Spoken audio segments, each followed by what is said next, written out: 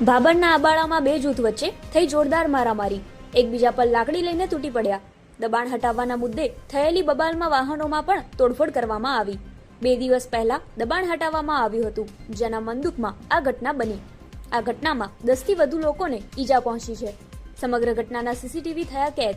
હાલ પોલીસે સમગ્ર મામલે તપાસ હાથ ધરી. આ બનાવ બનતા પોલીસ કાફલો ઘટના સ્થળે દોડી આવ્યો હતો. પોલીસ આવતા મામલો ઠારે પડ્યો.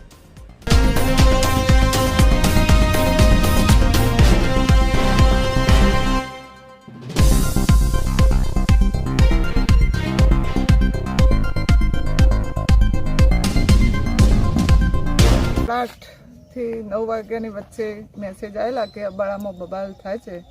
તે તાત્કાલિક પોલીસ સાથે અમે પહોંચી ગયેલા.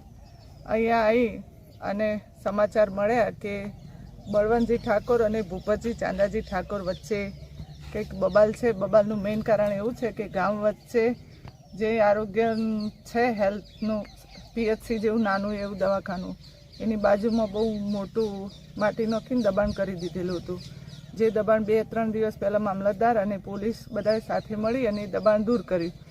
એની અદાવતમાં આજે કંઈક બળવંતજી ઠાકોર છે એ ભૂપતજીના ને એમના છોકરા બળવંતજીના છોકરાને આને મારવા માટે ગયેલા હતા. એટલે સામસામે ઝઘડો થયેલો છે.